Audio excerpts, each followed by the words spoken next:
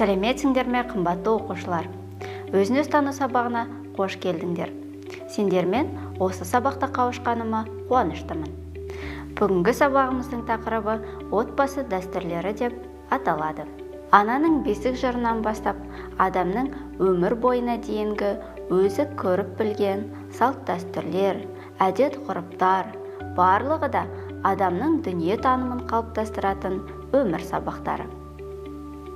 Салт дәстүр, әдет-ғұрып, атадан балаға қалып отыратын мол мұра. Әр ұлттың өзіне тән салт дәстүрі бар. Сол сияқты әр отбасының да дәстүрлері бар. Бүгінгі сабағымыз сол тақырыпты өрбімек.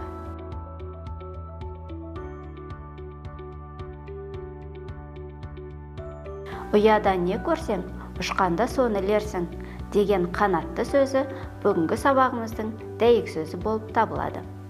Қанекей, барлығымыз бірге қайталайық. Ұяда не көрсең, ұшқанда соны ілерсің. Нақыл сөз. Баланың туған кезінен бастап есейгенге дейінгі уақыт аралығында өміріне арқау болатын тәлім-тәрбие отбасы мүшелері арқылы беріледі.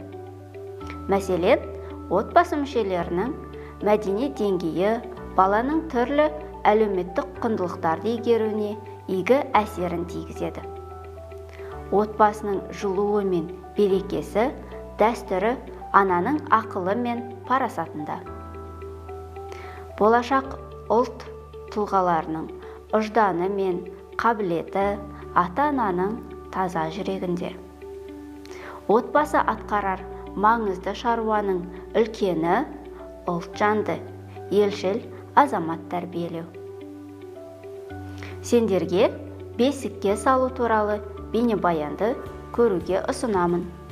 Назарымызды экранға аударайық.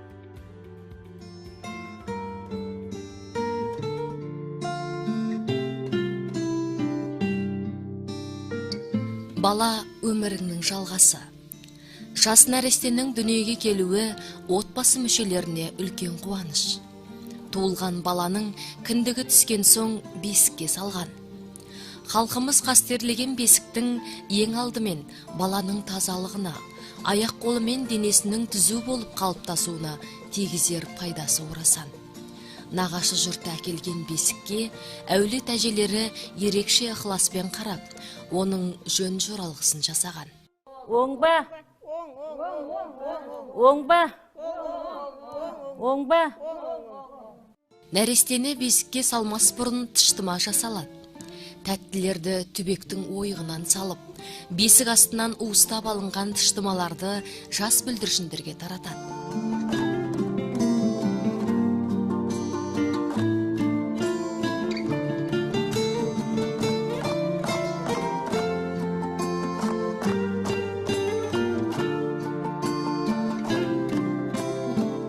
Кәріжіліктен жасалған шүмек баланың тазалыққа үйреніп, төсегін бұлғамауға және ұзақ ұйықтауына жағдай жасайды.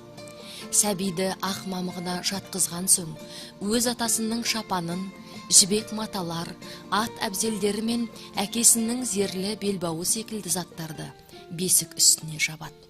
Құдағи, баяғыда енеміз айтып отырышытына аттың жалы бесіктің аяқ жағына қойылады.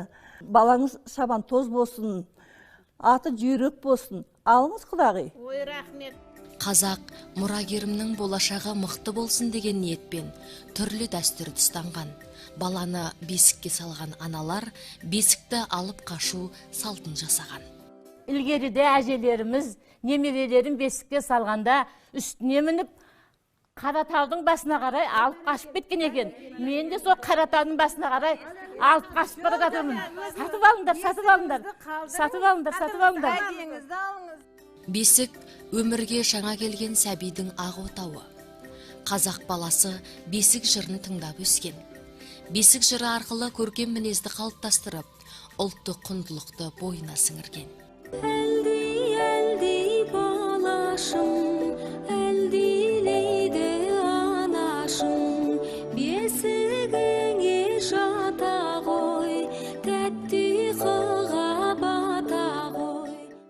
бесік көшпелі өмірге өте қолайлы болғандықтан бабаларымыз баласын ағаш бесікке салып өсірген. Қазақтың туған жерді алтын бесікке теңеуі де бесікті ардақтаудан шыққан. Бейнебаян ұнады ма? Я, балалар, бесік жаңа туылған бала үшін қасиетті мүлік, алтын ия болып есептеледі. Қазақ халқында бесікте тербелмеген адам жоқ. Атам қазақ баланы босқа бесікте тербетпеген. Ал туылған баланы бесікке салу қазақ халқы үшін мәртебелі, қасиетті дәстүр болып есептеледі. Қазақтар балаларын бесікке жатқан кезінен бастап тәрбиелейтін. Баласының денесі түзу болып өсуіне бесіктің пайдасы көп. Бала шошып, қорқақ болмау үшін қазақтар ертеде бүркіттің, қасқырдың, үкінің тырнақтарын бесіктің басына іліп қоятын болған. Бала әрі жылы, әрі таза жатады.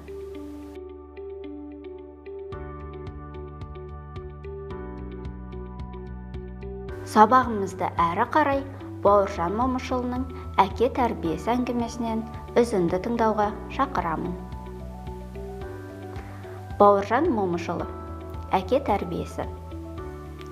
Тағы бір жай ойыма оралады.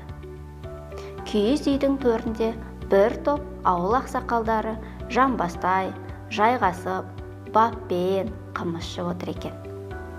Әкем дастархан шетінде қымыз құйып отыр. Ол мені ымдап шақырды да құлағыма: "Сен немене, аталарыңа сәлем беруді ұмытпа дегенім қайда?" деп сыбырлады. Мен қатты қызарақтап үйден шыға жөнелдім. Сыртта біраз тұрдым да нық басып үйге қайта кірдім. Көпшілікке қол қусырып тұрып: "Ассалаумағалейкум, аталар!" деп әр сөзді қадап айттым. Бұған әрине бәрі күлісіп жатыр. Әйткенмен мені араз етіп болмау үшін бәрі де бір ауыздан "Уағалейкум уассалам" десті. Сонан соң әр қайсысы маңдайымнан сипап мақтайды. Жақсы сөзге мәз болып, мен әкемнің тізесін ала жайғасамын. Ол басымнан сипап отырып: "Жарайсың балам. Үйге кіргенде әр қашан үлкендерге сәлем беруді ұмытпа. Әдепті бала сөйтейді" дейтін. Міне, әке тәрбиесі осы.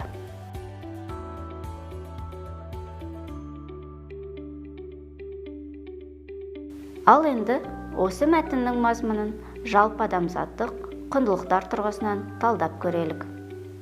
Төмендегі сұрақтарға ойлана жауап беріңдер. Әкесі кішкентай Бауыржанды қандай әдептілікке үйретті?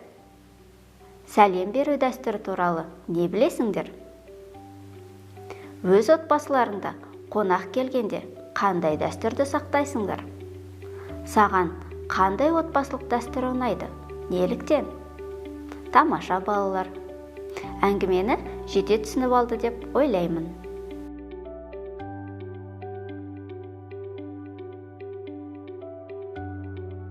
Сабақта әрі қарай отбасының дәстүрінің маңыздылығы туралы білгендеріңді түйіндеу мақсатында шығармашылық тапсырмалар орындайық. Бірінші тапсырма. Біздің отбасылық дәстүріміз тақырыбында сурет салыңдар. Екінші тапсырма. Отбасылық дәстүрді сақтаудың адам үшін пайдасы қандай екенін жалғастырып жазыңдар. Бірлік, қуаныш. Біз бүгін отбасы дәстүрінің адам үшін қаншалықты маңызды екенін білдік. Сонымен, ата-бабаларымыз балаларына алдымен отбасындағы тәрбие өнегесін үйреткен. Әдеп, жөн-жосық, қалып-қағида отбасындағы дәстүрлерді тәрбие үлгісі ретінде қолданған. Жастардың көпшіл, ұлтжанды, адамгершілікті, бір-біріне қамқор, жанашыр, мейірімді етіп тәрбиелеген. Сендер еліміздің болашағысыңдар. Сондықтан күнделікті өздеріңнің ойларыңа, сөздеріңе, істеріңе есеп беріп, тек жақсылық жасауға тырысыңдар. Бүгінгі сабақ ұнады деген ойдамын. Алған әсерлеріңді жүректеріңе сақтап алыңдар. Отбасы дәстүрлерін тақырыбын келесі сабақта жалғастырамыз. Өздеріңмен тағы кездескенше сау болыңдар балалар.